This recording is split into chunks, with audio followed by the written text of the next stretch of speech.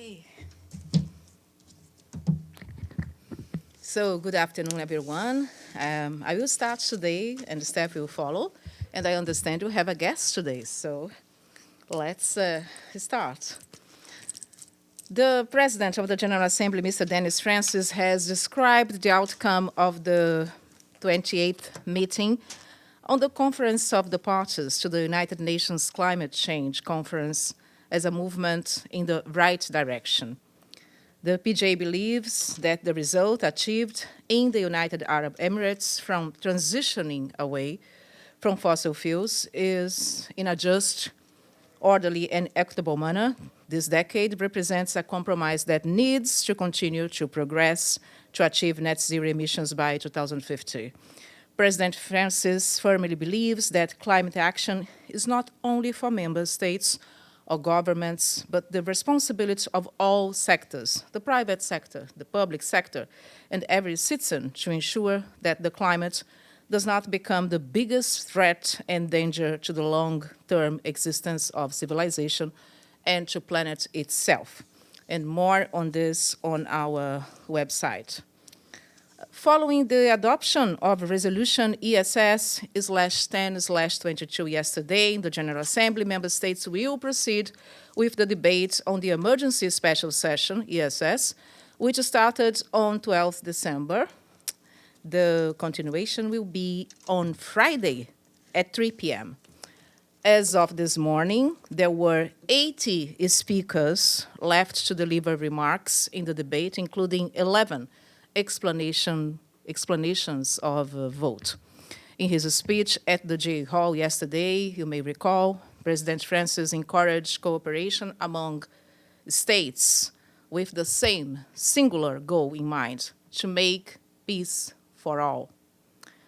And on Friday, for your diaries, the PJ will convene an informal meeting of the General Assembly to mark the 75th anniversary of the Universal Declaration of Human Rights, and to hold the United Nations Human Rights Prize Award ceremony on 15 December at 10 a.m. in the General Assembly Hall here. And you may recall that the prize was established by the General Assembly in 1966. The UN Human Rights Prize is awarded every 5 years for outstanding achievements in the field of human rights. Previous recipients have included President Jimmy Carter, Nelson Mandela, Dr. Denis Mukwege, Eleanor Roosevelt, Malala Yousafzai, and the International Committee of the Red Cross. The recipients of the 2023 prize were chosen by a special committee from more than 400 nominations received from member states, the UN system, and civil society.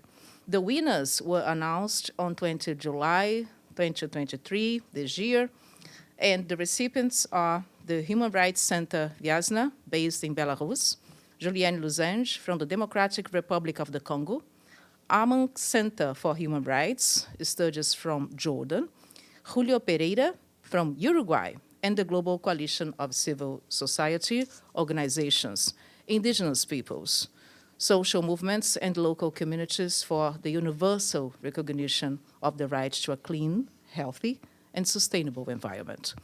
Further details on the 2023 Human Rights Prize recipients can be found on our website. And just for your information, on the same occasion, we're talking about Friday, the President of the General Assembly, in collaboration with the Permanent Mission of the United States of America, we organize a short commemorative event to announce the renovation of the Eleanor Roosevelt Memorial at the northeast corner of the United Nations Garden, so outside. And you will get more information as soon as we finish here with this briefing. And tomorrow, there won't be any briefing here, so I see you on Friday. But before that, if you have any questions, I am here before Steph comes, and I don't see the screen. So, Deji, how are you today? Good. Yesterday, we saw the SS pass the resolution with the overwhelmingly more than 100 countries. Just want to know that what does the PJ think is the significance to pass the second resolution in a row on the Gaza situation? Thank you, Deji. The PJ firmly believes that what happened yesterday was a victory for life. But with this resolution, the goal of the General Assembly, and speaking very clearly, loud and clear, as we say in English, is to save lives. You will recall that the resolution demands an immediate humanitarian ceasefire. Also reiterates the demand that all parties comply with their obligations under international law.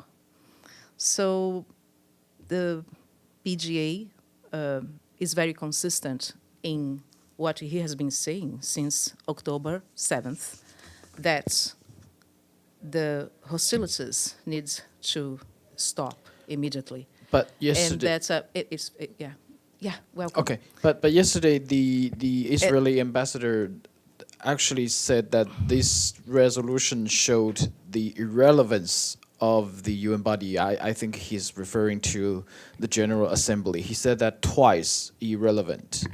What would be the reaction from PGA? Different member states and different people will have different positions. The General Assembly is the most democratic body in this organization. So this PGA is about to listen to all parties. Yeah, he doesn't exclude anyone of the equation.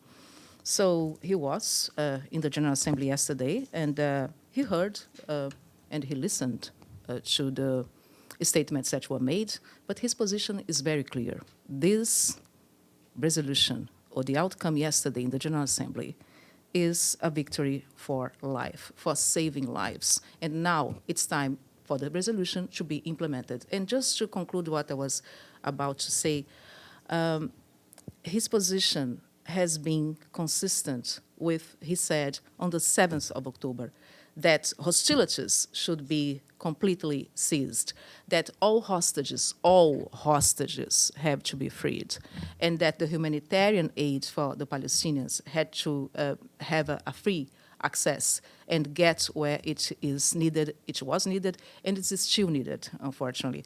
So this is his position. And now, that was yesterday, right? Of course, I just said the debates will continue on Friday. We still have 80 speakers for us covering this.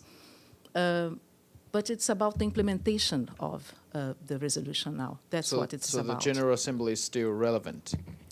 Absolutely. I think it's a message that everybody saw yesterday, a resolution that was voted with 153. You all have the voting sheets that we sent yesterday.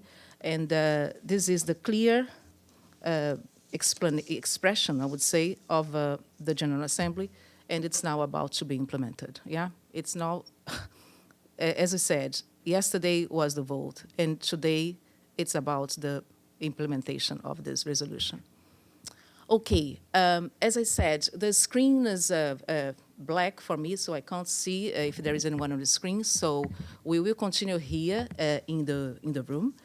And so if you don't have any other questions, I will say yes. Oh, so there is somebody there. Excellent. It's only a. Yeah. So who is? Thank How are you very today? much. No, This thank is you. Iftihar. Yeah. Yes, sir. Yesterday, my colleague Abdul Hamid asked you this question. Mm-hmm. What is the difference between a regular General Assembly resolution and a resolution passed by a emergency session of the General Assembly with a two-thirds majority? Can you clarify this? Sure. So your question is about the difference of a resolution approved in an ESS session. Is that correct? I don't know if your technicians perhaps would that be a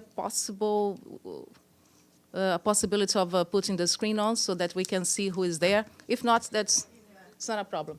Ah, it's over here. Very good. So you have the best view. Oh, excellent, excellent. Okay, it's good. It's good to see you, by the way. Okay, that's good. Now we have everything there.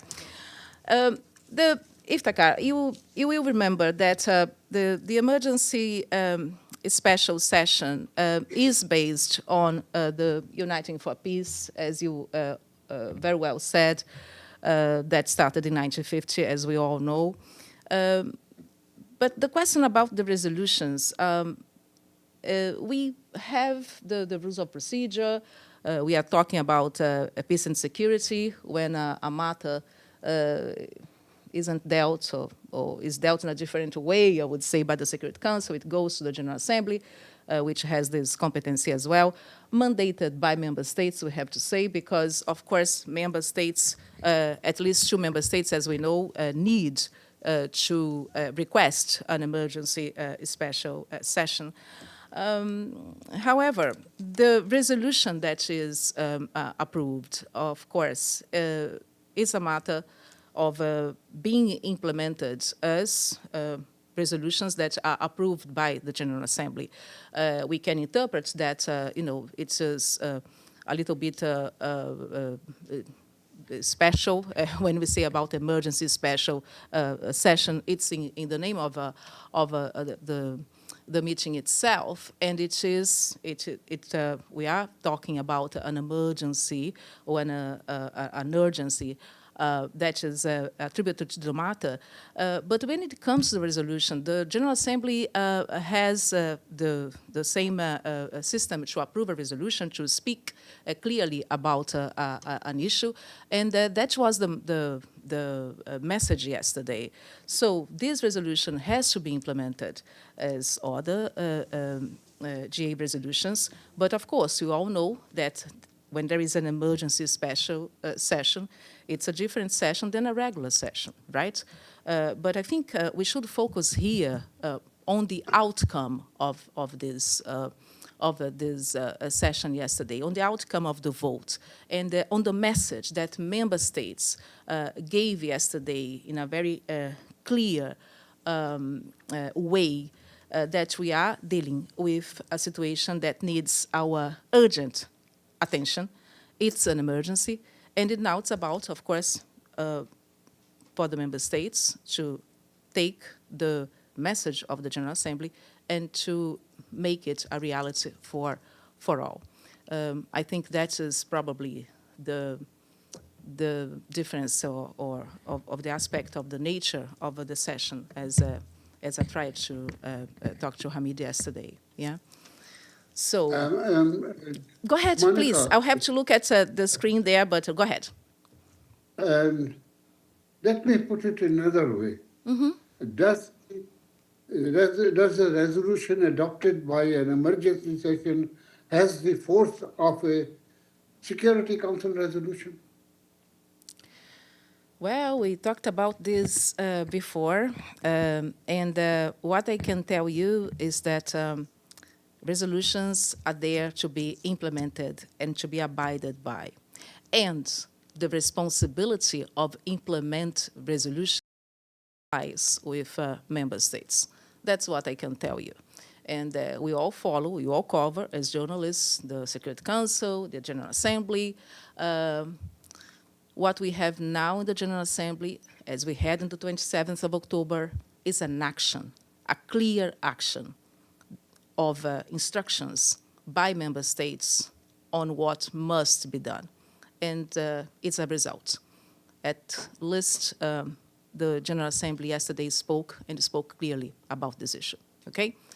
Implementation lies with member states, is their responsibility. Okay, so if you don't have anything else, I would say thank you very much. Staff is coming as well as a briefer for you. Thank you very much.